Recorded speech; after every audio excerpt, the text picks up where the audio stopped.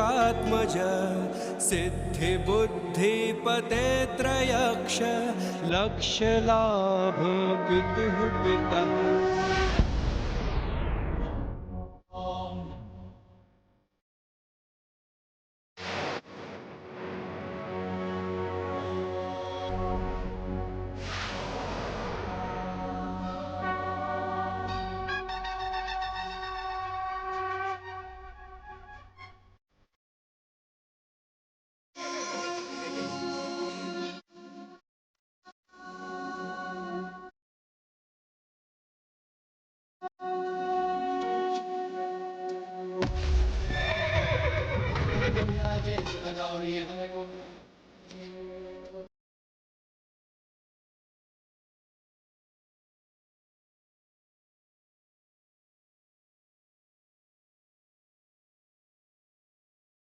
हे प्रथम पूज्य गणेश जी, मैं आपका स्वागत करता हूं।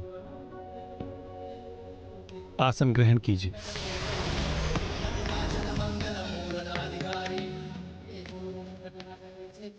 विघ्नहर्ता गणेश, आसन ग्रहण कीजिए। अर्थात विघ्नहर्ता श्री गणेश एक साथ तीनों स्थान पर थे। देवताओं को उनके दर्शन प्राप्त हुए क्योंकि उन्होंने अपनी भूल को स्वीकार किया, किंतु उनका पाप अभी भी पूर्ण रूप से मिटा नहीं था। उधर प्रभु श्री हरि नारायण और माता लक्ष्मी को उनके आवाहन के कारण दर्शन प्राप्त हुए। इसीलिए गणेश जी की पूजा कहीं भी हल्दी की एक गांठ और एक सुपारी फल और यहां तक कि मात्र एक कंकड़ को भी प्रभु गणेश जी की मान्यता देकर की जा सकती है।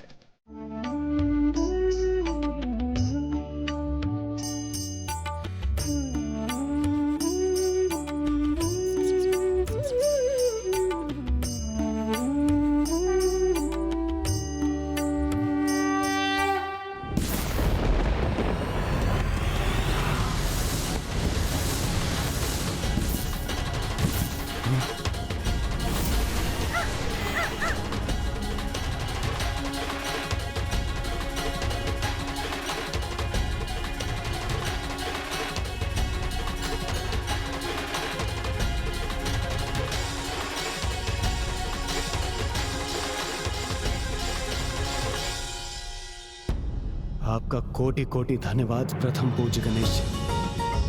धन्यवाद प्रथम पूज्य गणेश जी। मुझे क्षमा कीजिए पार्वती नंदन, मुझे तो आपको पूर्व में ही आमंत्रित करना चाहिए था, क्योंकि मैं आपको अपने विवाह में भांजे के रूप में नहीं अपितु भगवान के रूप में आमंत्रित करना चाहता था। मैं तो आ भी गया मामा जी, और अपने साथ आपके लिए वस्त्र भी लाया हूँ।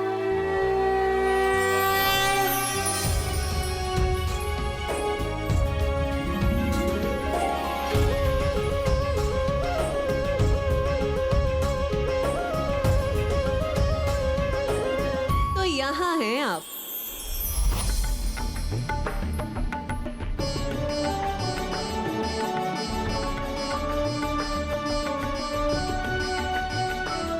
देवी लक्ष्मी, आप सचेत कब होंगी? आपको ज्ञात भी है अब अधिक समय नहीं है, वहां से बारात प्रस्थान कर चुकी होगी देवी।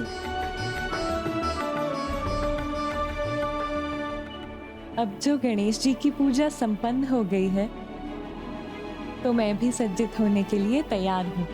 आइए देवी, अब चलिए भी।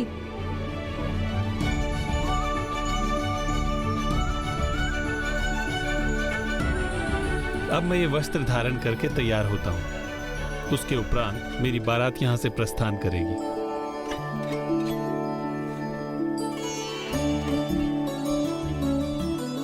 प्रणाम श्री हरि। प्रणाम गणेश। प्रणाम गणेश जी।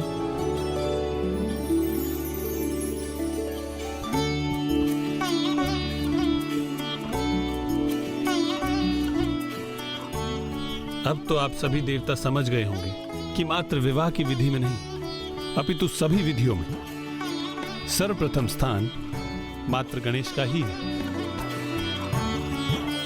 इसलिए इस पावन विधि का आरंभ करने के पूर्व हमें गणेश का आवाहन, उसकी पूजा और द्वादश नामावली से ही करना चाहिए, जिससे कोई विघ्न उत्पन्न न हो। हाँ प्रभु श्री हरिनारायण। विघ्नहर्ता प्रथम पूज्य गणेश जी सुख करता है, इनके बिना किसी भी शुभ कार्य का आरंभ ही नहीं किया जा सकता। विघ्नहर्ता प्रथम पूज्य श्री गणेश जी की जय। विघ्नहर्ता प्रथम पूज्य श्री गणेश जी की जय। विघ्नहर्ता प्रथम पूज्य श्री गणेश जी की जय। तो इस प्रकार प्रभु श्री हरिनारायण ने प्रभु गणेश जी को अग्रस्थान प्रदान किया और संसार को उनकी द्वादश नामावली का महत्व भी समझाया कि किस प्रकार उनकी नामावली का पाठ करने से किसी भी कार्य में शुभता आती है। इतना ही नहीं, इसके उपरांत प्रभु की बारात एक नवीन ऊर्जा के साथ आरंभ हुई और प्रभु गणेश जी को तो प्रभु श्री हरिनारायण के रथ पर भी अग्रस्थान प्राप्त था।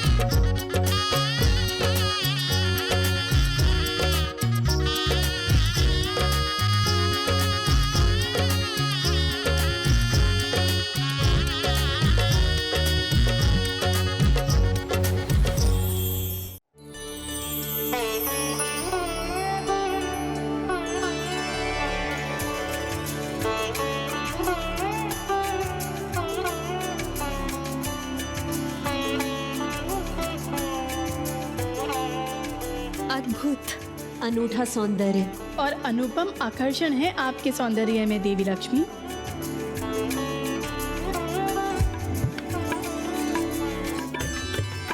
बारात आ गई और फिर प्रभु श्री हरिनारायण और माता लक्ष्मी का विवाह बड़ी धूमधाम से आरंभ हुआ और उस विवाह समारोह में कदाचित मेरे प्रभु गणेश जी सर्वाधिक आकर्षक प्रतीत हो रहे थे, इसलिए सभी का ध्यान मात्र मेरे प्रभु गणेश जी पर ही था।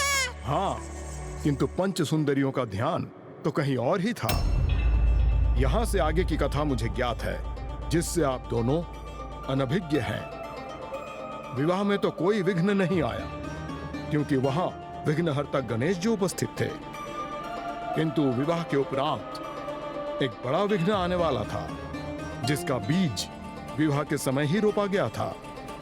और यह बीज बोने वाली और कोई नहीं, समुद्र मंथन में माता लक्ष्मी के समान समुद्र से उत्पन्न होने वाली पंच सुंदरियां थी। अर्थात अन्य शब्दों में कहूं तो वो स्वयं देवी लक्ष्मी की बहनें ही थीं।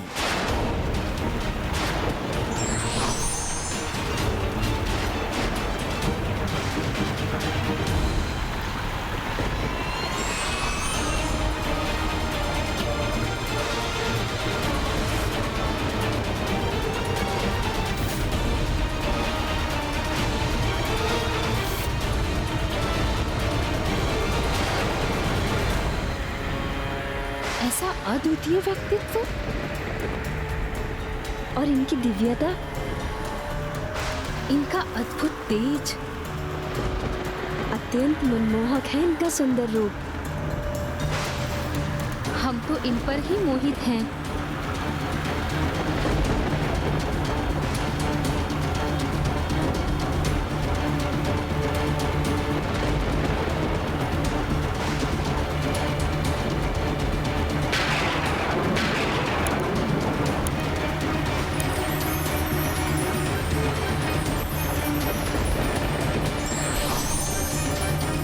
किंतु मुझे इस कथा का ये भाग ज्ञात नहीं।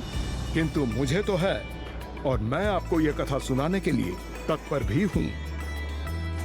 पंच सुंदरियां पूर्व में ही श्री हरि नारायण पे मोहित थीं, किंतु जब बारात का आगमन हुआ तो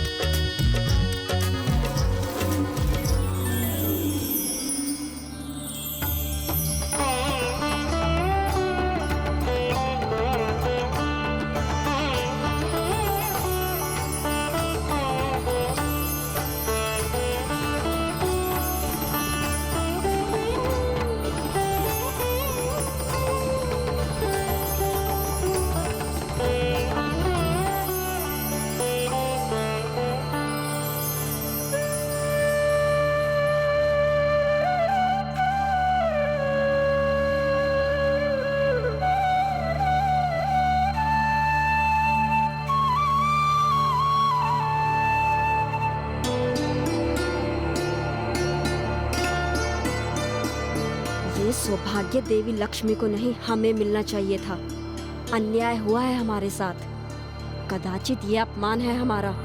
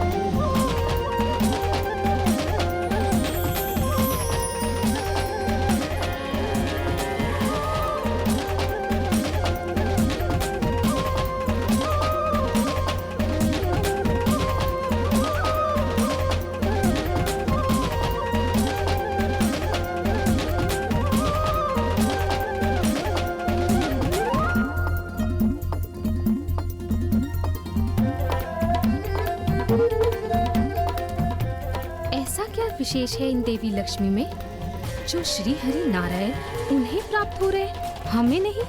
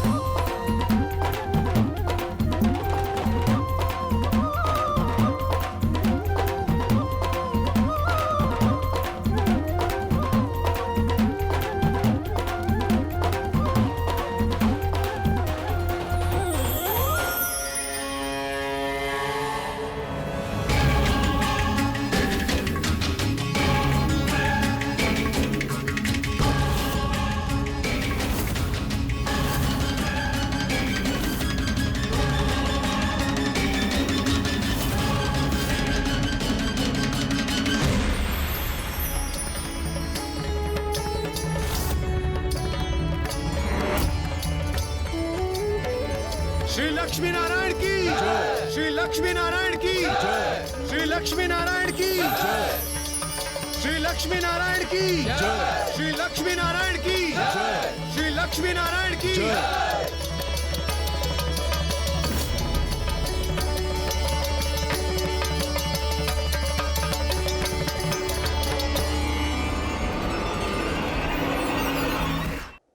कितना अद्भुत पल था वो, जब प्रभु और माता पुनः लक्ष्मी नारायण रूप में एक साथ आए और वो पंच सुंदरियां उस अनूठे दृश्य को छोड़कर वहां से प्रस्थान कर गईं।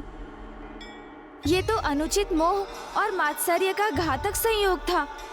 वास्तव में यह संयोग तो सर्वाधिक घातक होता है गौरी पुत्र। यही सीख प्रदान करने के लिए तो प्रभु महादेव अपना अगला अवतार वृषभ अवतार लेने जा रहे थे।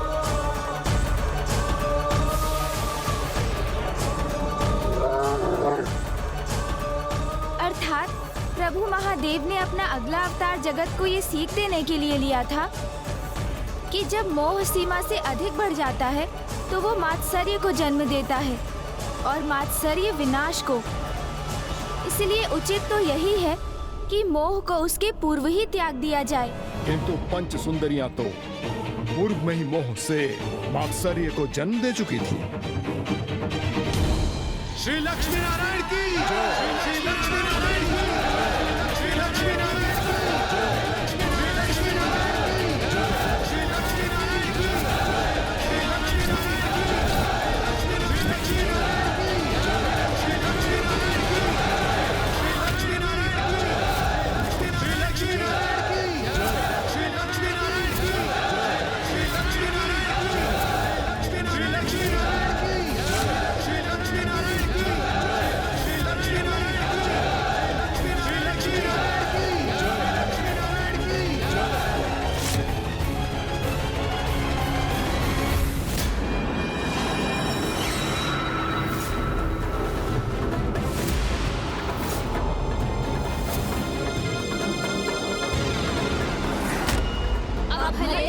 कुछ भी उन्हें करना पड़े, हम रण नहीं हैं।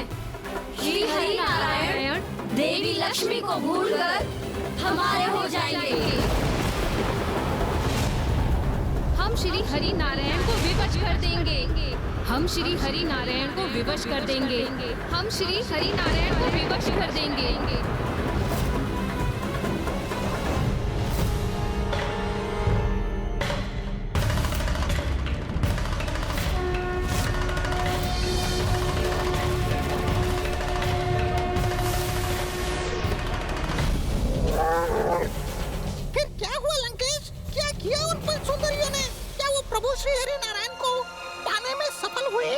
लंकेश बताइए ना। गौरी पुत्र, एकमात्र तपस्या ही वो मार्ग है जिससे कोई भी सुफल, यहाँ तक कि स्वयं प्रभु को भी प्राप्त किया जा सकता है। हाँ लंकेश, किंतु वो तपस्या सत्य, निष्ठा और निस्वार्थ भाव से की जानी चाहिए। अन्यथा तपस्या का फल तो अवश्य प्राप्त होता है, किंतु वो फल अनुकूल प्रतीत होते हुए भी प्रतिकूल ही प्रमाणित होता है। किंतु पंच सुंदरियों ने तो अपने मनोवांछित फल प्राप्त करने हेतु ऐसा कुछ किया जिसकी कल्पना करने तक का साहस जुटाना भी अत्यंत कठिन है।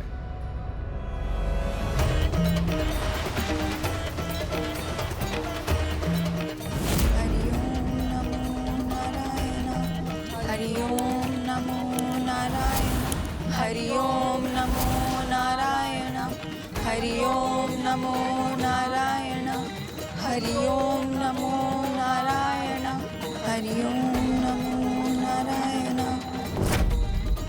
समय बीतता गया। सर्वप्रथम दिवस, फिर कुछ माह बीते, किंतु वो पांचों उसी प्रकार जल में स्थित रहकर निरंतर अपनी तपस्या में लीन रही और उन सहस्त्र छोटी मीन का आहार बनती रही। हरिओम नमो नारायण, हरिओम नमो नारायण, हरिओम नमो नारायण, हरिओम नमो नारायण। जब एक और अत्यंत बड़ा संकट उनकी ओर बढ़ने लगा। हरिओम नमो नारायण, हरिओम नमो नारायण, हरिओम नमो नारायण, हरि ओम नमो नारायण हरि ओम नमो नारायण हरि ओम नमो नारायण हरि ओम नमो नारायण हरि ओम नमो नारायण हरि ओम नमो नारायण हरि ओम नमो नारायण हरि ओम नमो नारायण हरि ओम नमो नारायण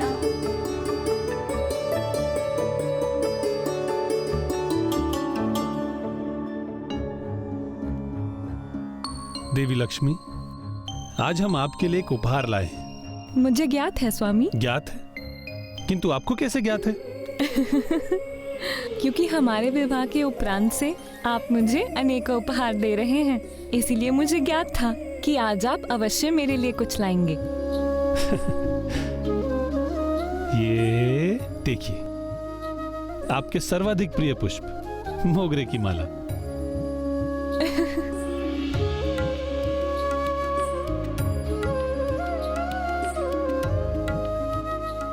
और मैं भी आपके सर्वाधिक प्रिय पारिजात पुष्पों की माला लाई हूं आपके लिए। धन्यवाद प्रिय।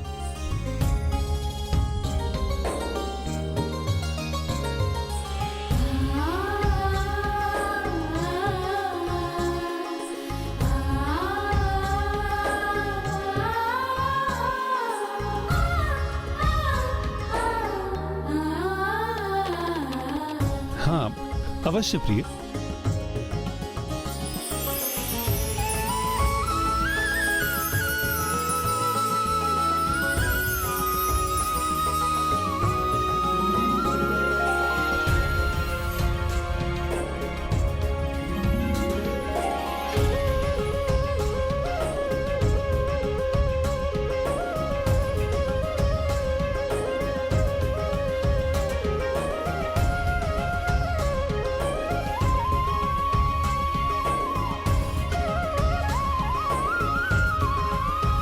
हरि ओम नमो नारायण हरि ओम नमो नारायण हरि ओम नमो नारायण हरि ओम नमो नारायण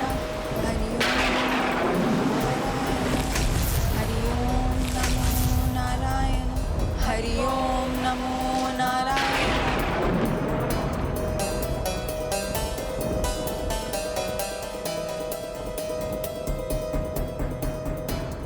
क्या हुआ प्रभु? क्या आपका कोई संकट का आभास हो रहा है? नहीं देवी लक्ष्मी, संकट तो नहीं, ये तो मात्र कुछ भक्तों की तपस्या का प्रभाव। इसमें आपके भक्तों का कोई दोष नहीं है। जगत के पालनहार श्री हरि नारायण के दर्शन सरलता से कहाँ प्राप्त होते हैं।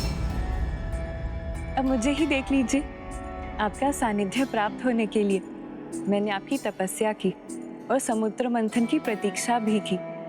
अब तो मेरी एकमात्र कामना सदैव आपके साथ रहने की है।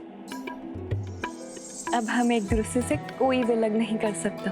हरि ओम नमो नारायण हरि ओम नमो नारायण हरि ओम नमो नारायण हरि ओम नमो नारायण। अर्थात मामा जी को तो आभास हो रहा था कि कुछ अनिष्टकारी घटित होने वाला है, किंतु माता लक्ष्मी ऐसी किसी संभावना से पूर्ण रूप से अनभिज्ञ थीं। हाँ गौरी पुत्र, देवी लक्ष्मी तो इस विचार से निश्चिंत थी कि अब उनके श्री हरि नारायण को उनसे दूर कोई नहीं कर सकता। किंतु उन्हें कहाँ ज्ञात था कि एक महाकपट योजना का भी आरंभ हो चुका था, क्योंकि जैसे जैसे समय बीतता गया पंच सुंदरियों की तपस्या और भी उच्च स्तर पर पहुंचने लगी।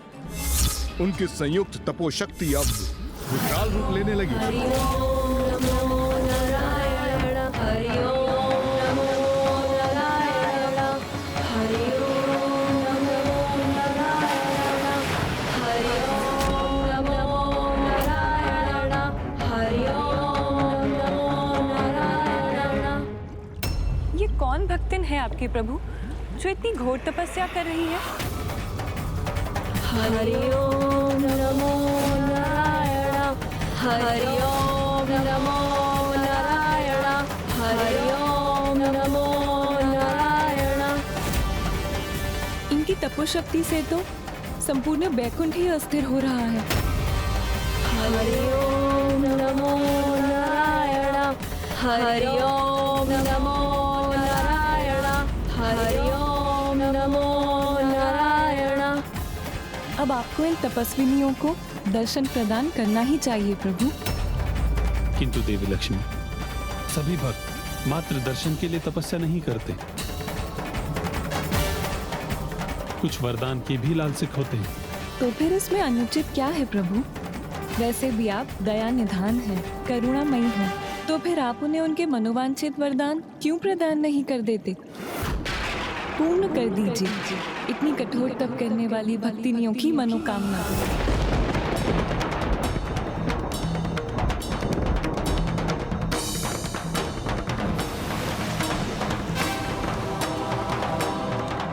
पूर्ण कर दीजिए इतनी कठोर तपस्या करने वाली भक्तिनियों की मनोकामना।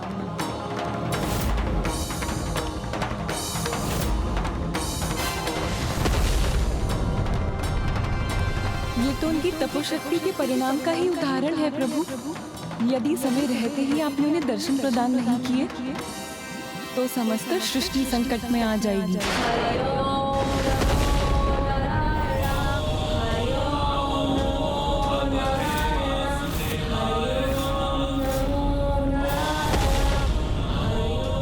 जाइए प्रभु, उन्हें उनके तप के फल स्वरूप वरदान प्रदान कीजिए, पूर्ण कर दीजिए उनकी मनोकामनाएं।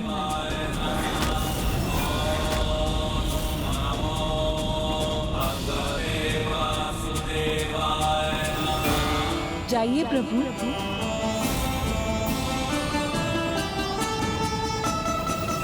प्रिय, आपको ज्ञात नहीं है कि आप मुझे कहाँ जाने के लिए कह रही हैं और वहाँ पहुँचने के पश्चात परिणाम क्या होगा?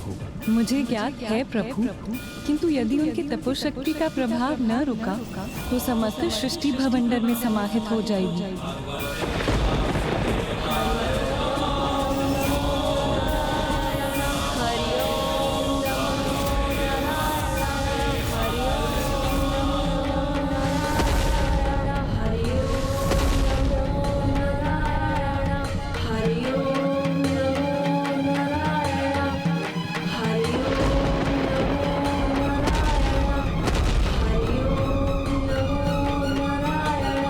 जाइए प्रभु, जाइए प्रभु।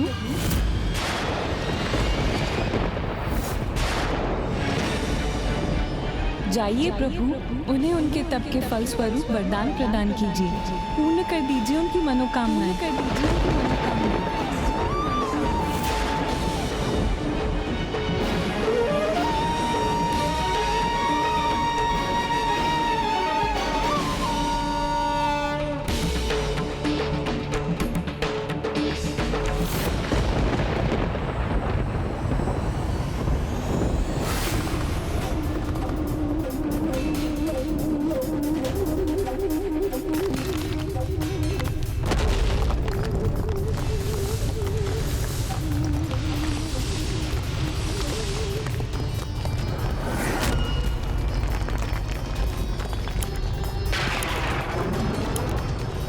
कैसी भयावनी ध्वनि है ये, जैसे कैलाश भी कंपित हो उठा है।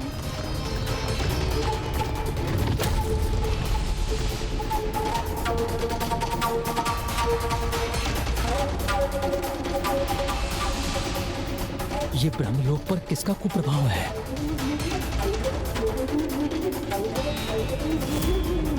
जाइए प्रभु, उन्हें उनके तप के फल स्वरूप वरदान प्रदान कीजिए, पूर्ण कर दीजिए उनकी मनोकामनाएं।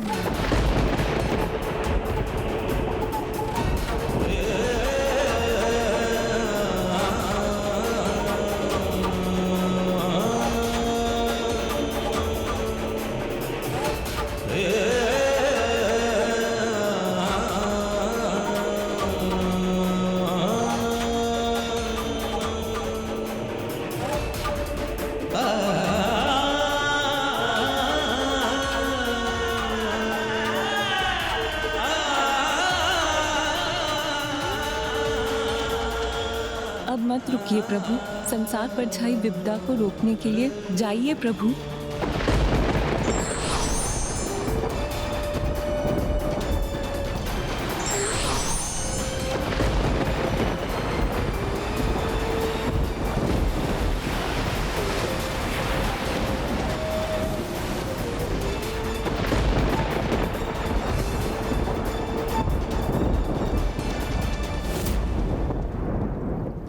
देवी लक्ष्मी को तो धीरज धारण कर सर्वप्रथम नारायण को अपनी बात कहने का पूर्ण अवसर प्रदान करना चाहिए था और उसके उपरांत ही स्वयं कुछ कहना चाहिए था, क्योंकि संकट का आभास हो तो बहुत धैर्य और सावधानी से कहने, सुनने और विचार करने के बाद ही किसी समाधान की ओर बढ़ना चाहिए। अन्यथा स्वयं भूल करने के साथ हम अपने अन्य प्रियजनों और सहयोगियों को भी अनुचित दिशा निर्देश देने की भूल कर बैठते हैं। किंतु यहाँ तो जगत कल्याण के प्रति माता की निष्ठा और परोपकार की भावना के कारण ही तो उन्होंने ऐसा कहा था। आपने उचित कहा गौरी पुत्र। दुर्भाग्यवश जिस प्रकार धनुष से छूटे बाण को लौटाना असंभव होता है, वैसे ही जीवा से निकले शब्द लौटाए नहीं जा सकते। माता के शब्दों के परिणाम स्वरूप नारायण तो सागर की ओर प्रस्थान कर चुके थे और फिर वही हुआ जो कदापि नहीं होना चाहिए था।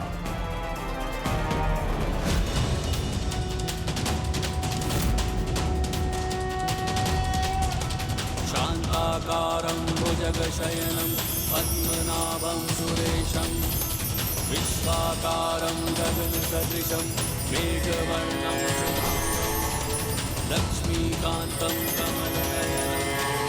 देवी, आपकी तपस्या संपन्न हुई।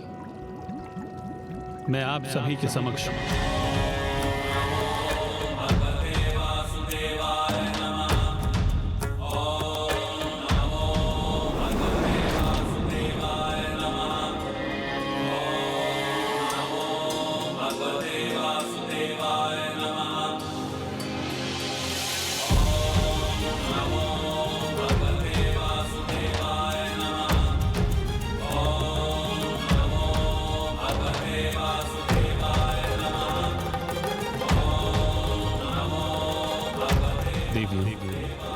आप सभी की कठोर तपस्या पूर्ण हुई।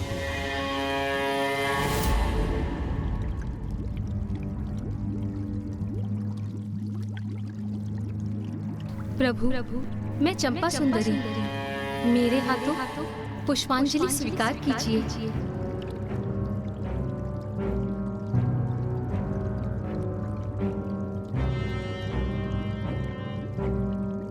लता सुंदरी का प्रणाम स्वीकार कीजिए प्रभु।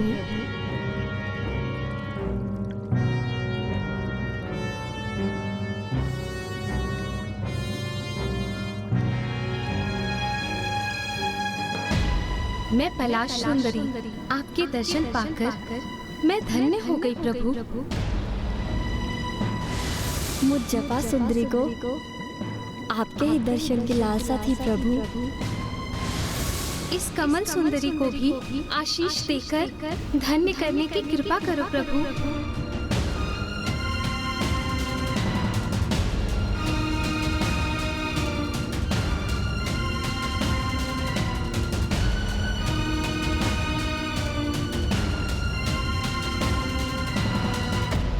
आप सभी का कल्याण हो। मैं आप पांचों की तपस्या से अत्यंत प्रसन्न हूं। हे महातेजस्वी, अति मनोहर प्रभु, आपके दर्शन तो हमें सर्वाधिक सुख प्रदान करते हैं। तो आप हमारी एक ही इच्छा पूर्ण करने का वरदान दीजिए। प्रभु, हम सभी की तो यही इच्छा है कि आप हमारे ही हो जाए, कि आप हमारे ही हो जाए।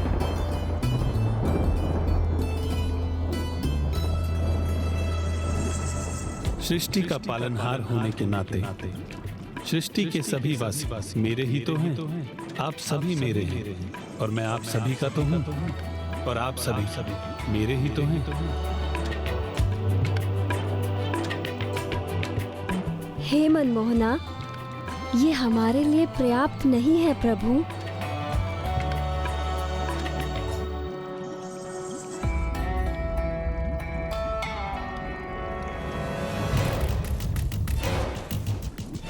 हम आपके साथ भक्त और भगवान के संबंध की परिधि से आगे एक विशेष संबंध स्थापित करना चाहते हैं। एक ऐसा विशेष संबंध चाहिए हमें जो परस्पर प्रेम और श्रद्धा पर आधारित हो। हमें परस्पर आकर्षण और अनुराग पर आधारित बंधन चाहिए। हमें वो संबंध चाहिए प्रभु जिससे जगत हमें आपके अर्धांगिनियों के रूप में स्वीकार करे। जिससे जगत हमें आपके अर्धांगिनियों के रूप में स्वीकार करे। हे हमारे हृदय पर आधिपत्य स्थापित करने वाले प्रभु, हमें अपनी पत्नियों के रूप में स्वीकार कीजिए। हमारे साथ यही इस सागर तल के नीचे पाताल में वास कीजिए। सभी से संबंध विच्छेद कर लीजिए जिससे कोई भी आपको यहाँ ढूंढने में समर्थ ना हो सके।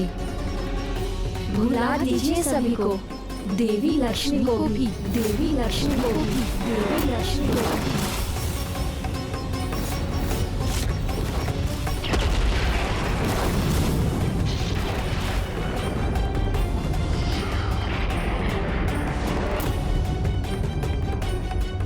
मैं कब से प्रभु की प्रतीक्षा कर रही हूँ, वो अभी तक लौटे क्यों नहीं?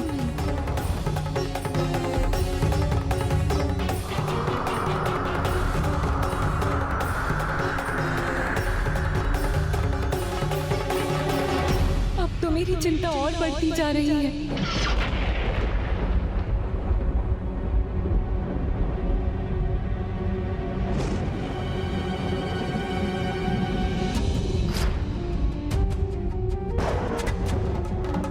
हे प्रभु, हमें तो आपके वरदान और उपकार स्वरूप बस इतना ही चाहिए कि आप हमें अपनी अर्धांगिनी के रूप में स्वीकार कीजिए। भुला दीजिए उन सभी को जो आपके मन में वास करते हैं। सब कुछ भूलकर आ जाइए हमारे पास, यहाँ तक कि देवी लक्ष्मी को भी। और इस प्रकार हमारे साथ आइए कि कोई भी आपको ना ढूंढ सके। यही हमारी इच्छा है, यही हमारी मनोकामना है प्रभु, जिसे पूर्ण करना मात्र आपके ही हाथों में है।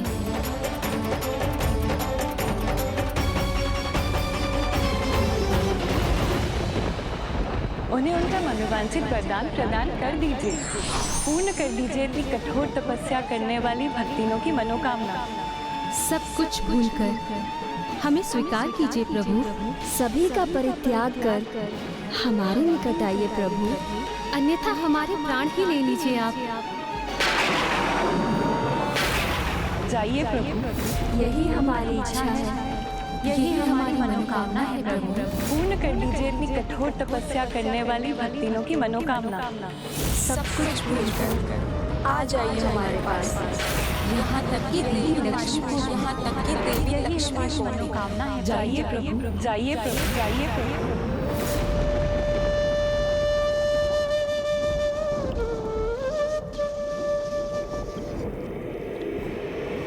तथास्तु, तथास्तु, तथास्तु, तथास्तु।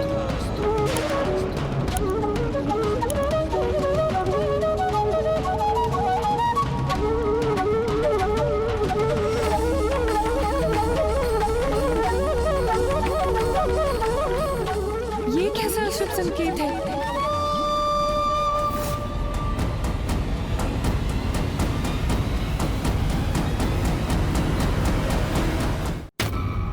जैसे नारायण ने उन पंच सुंदरियों को तथास्तु कहकर उनका मनवांछित वरदान प्रदान किया, तो सर्वप्रथम उनके मन से देवी लक्ष्मी की स्मृतियां मिटने लगी।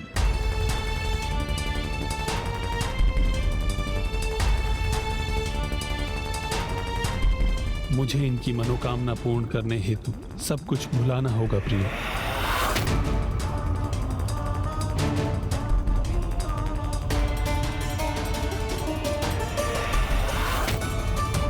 और मात्र देवी लक्ष्मी की ही नहीं, किंतु जिनसे भी नारायण का कोई भी संबंध था, उन सभी की स्मृतियां उनके मन से मिटने लगी थी।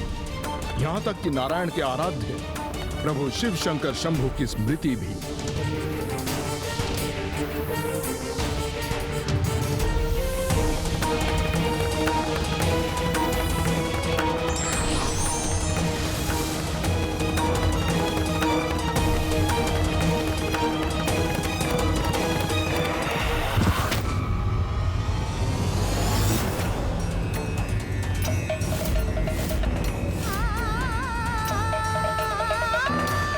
अवश्य कुछ अशुभ घटित हो रहा है, अन्यथा प्रभु के न आने और फिर ऐसे अशुभ संकेतों के उत्पन्न होने का भला क्या अर्थ है?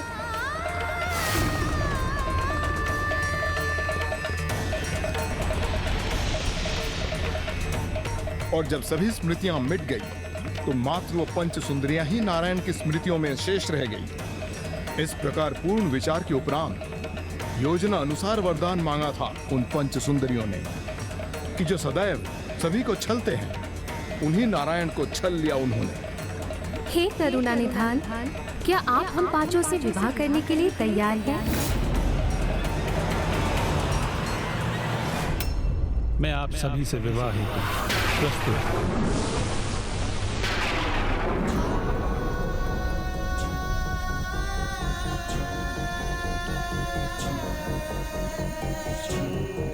स्वामी द्वारा प्रदान की गई पुष्प की माला भी टूट गई। ये क्या हो रहा है? निरंतर ऐसे अशुभ संकेत क्यों प्रकट हो रहे हैं? स्वामी अभी तक क्यों नहीं लौटे?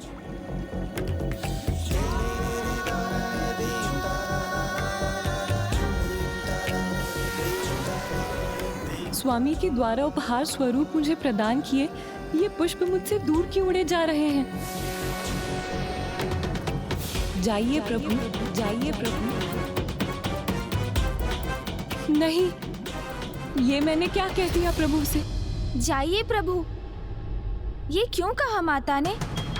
उन्हें तो ये कहना चाहिए था कि शीघ्र जाकर शीघ्र लौट कर आइए प्रभु। शब्द तो अत्यंत शक्तिशाली होते हैं, इसलिए शब्दों का सदैव सटीक प्रयोग करना चाहिए, क्योंकि मुख से निकले शब्द मन में उपजा किसी अशुभ का भय और मन की गहराई से दिए जाने वाले शुभाशीष अथवा अभिशाप कभी भी प्रत्यक्ष रूप में हमारे समक्ष प्रस्तुत हो जाते हैं। देवी लक्ष्मी तो अत्यंत सकारात्मक थी। इतने अशुभ संकेतों के उपरांत भी उन्हें तो दृढ़ विश्वास था कि उनके नारायण अवश्य लौट कर आएंगे। इसलिए वो तो उनके लौटने की पूर्ण आशा में उनकी प्रतीक्षा कर रही थीं। किंतु श्री हरि नारायण लौटे नहीं।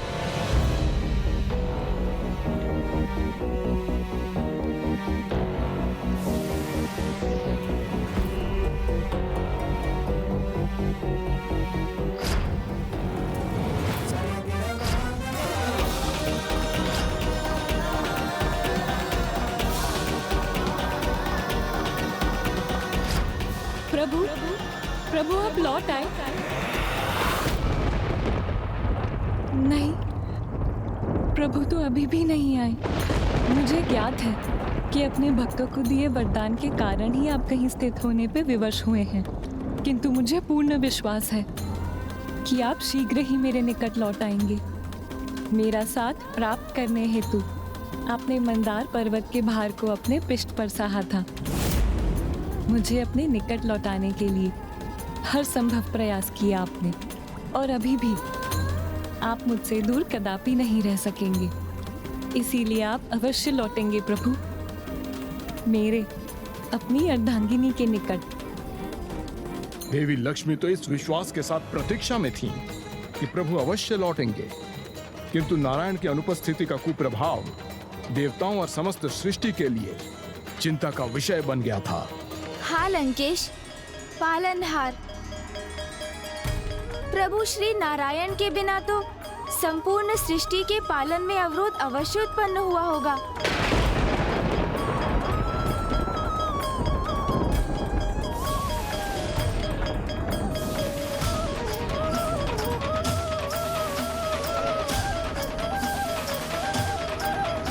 और इसी के विचार से समस्त देवता भी अत्यंत व्यथित होंगे, क्योंकि जगत के पालनहार प्रभु श्री हरि नारायण के बिना तो वो भी सृष्टि की रक्षा हेतु अपनी शक्तियों का प्रयोग नहीं कर पा रहे होंगे। श्री हरि नारायण, प्रभु श्री हरि नारायण, हे श्री हरि, कहाँ हैं आप?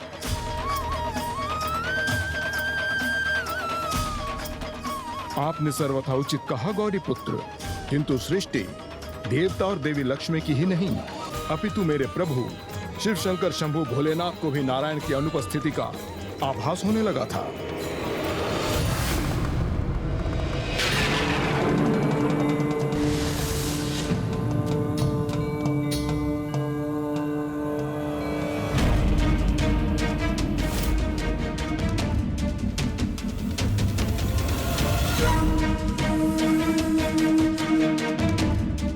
स्वामी, ऐसा तो पूर्व में कभी भी नहीं हुआ। फलित होने वाले वृक्ष भी अपने पत्र खो रहे हैं। स्वामी, ऐसा प्रतीत हो रहा है जैसे सृष्टि के पालन का क्रियाकलाप सुचारू रूप से नहीं हो रहा है।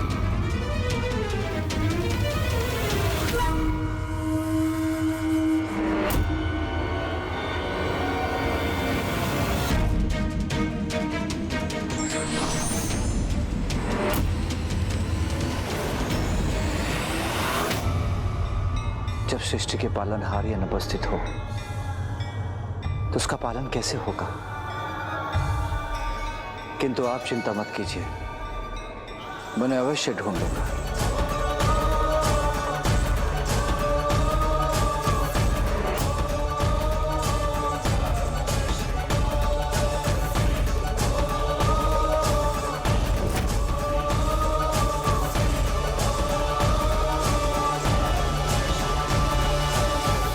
और प्रभु तत्काल नारायण को ढूंढने के लिए प्रस्थान कर गए।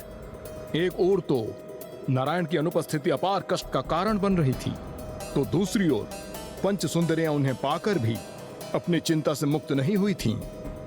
वो तो इसीलिए भय और संशय भरा जीवन व्यतीत कर रही थीं कि कहीं एक दिवस उनके नारायण उनका त्याग कर पाताल से प्रस्थान न कर जाएं। जब हम किसी को अनुचित उपाय से प्राप्त करते हैं तो उन्हें खोने का भय तो सदैव हमारे साथ रहता है। हाँ गौरी पुत्र, किंतु उन पांचों का नारायण के प्रति मोह और देवी लक्ष्मी के प्रति ईर्ष्या का भाव इतना अधिक दृढ़ था कि उन्होंने आपके मामा जी को एक अन्य बंधन में बांधने का निर्णय ले लिया, जिससे वो भूलकर भी देवी लक्ष्मी के निकट लौटने में असमर्थ हो जाए।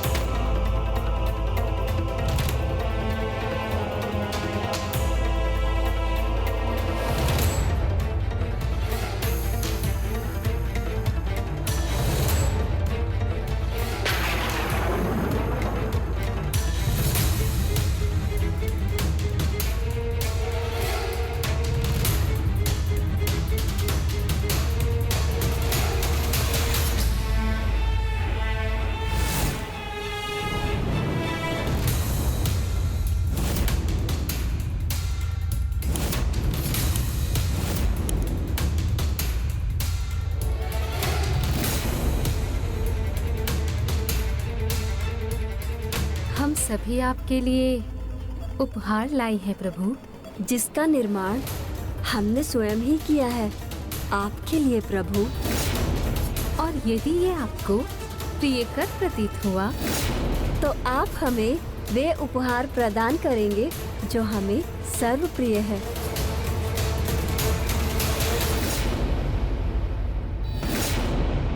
किंतु आप ये तो बताइए कि आप मेरे लिए उपहार क्या लाई हैं? अवश्य प्रभु, किंतु उससे पूर्व आपको हमें वचन देना होगा कि हम जो भी आपसे मांगेंगे आपको वो हमें अवश्य ही देना होगा।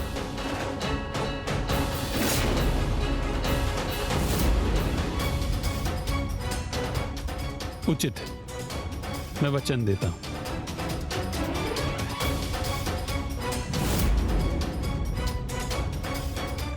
ये लीजिए आपका सर्वाधिक प्रिय मिष्ठान।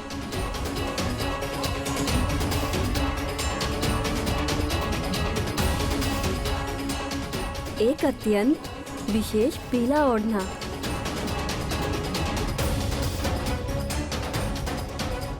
आपका सर्वाधिक प्रिय भुजबंद। आपका सर्वाधिक प्रिय बहुमूल्य नगों से उत्पन्न इस कलात्मक आभूषण को स्वीकार कीजिए प्रभु।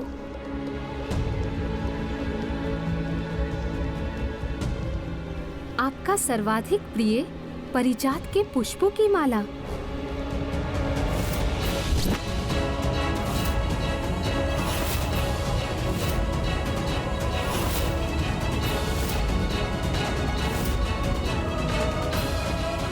प्रभु, हमने जो उपहार आपको प्रस्तुत किए हैं, क्या वो आपको भा रहे हैं? हाँ, बहुत ही भाव रहे हैं। आपका सर्वाधिक प्रिय प्रभु,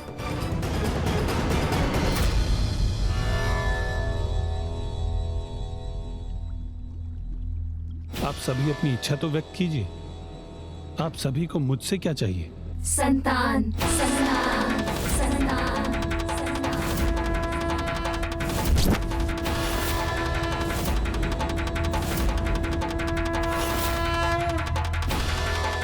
आपने हमें वचन दिया है प्रभु, अब आप उसे भुला नहीं सकते। आपको हमारी इच्छा पूर्ण करनी ही होगी। किंतु देवी, संतान प्राप्ति हेतु ये शुभ वेला नहीं। वेला कुवेला हमें कुछ ज्ञात नहीं है प्रभु। हमें तो मात्र इतना ज्ञात है प्रभु कि आपसे हमें जो संतान प्राप्त होगी वो अशुभ कदापि नहीं हो सकती। ना ही वो स्वयं बुरी हो सकती है और ना ही उनके साथ कुछ बुरा हो सकता है। इसलिए हमें हमारा अधिकार दीजिए प्रभु। हम आपकी संतानों की माता बनना चाहते हैं।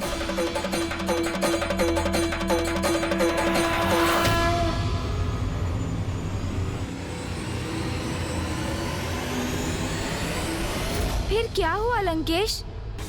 विवश होकर श्री हरि नारायण को इन पंच सुंदरियों के हट के समक्ष झुकना ही पड़ा।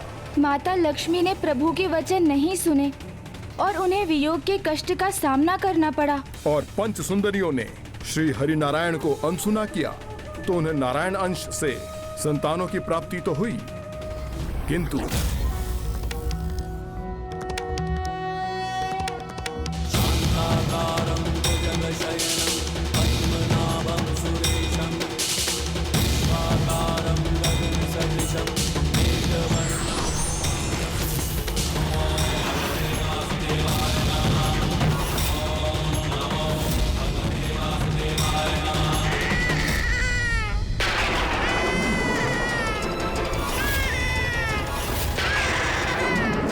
ये शिशु के रुदन का स्वर क्यों और कहां से आ रहा है अकस्मात?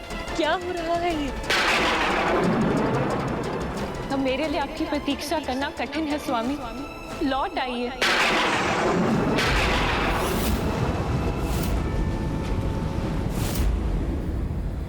नारायण, नारायण।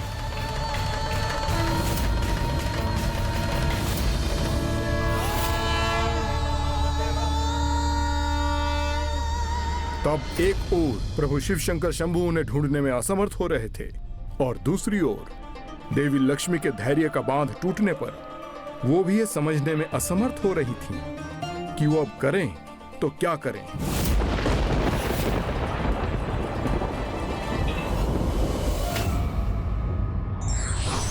भगवान को मोह और ईर्ष्या से नहीं अपितु भक्ति से ही प्राप्त किया जा सकता है, अन्यथा वो समीप होकर भी दूर ही रहते हैं। विघ्नहर्ता श्री गणेश के अद्भुत शक्तियों से भरे वीडियोस देखने के लिए चैनल को सब्सक्राइब करना न भूलें और साथ ही बेल आइकॉन भी दबाएं।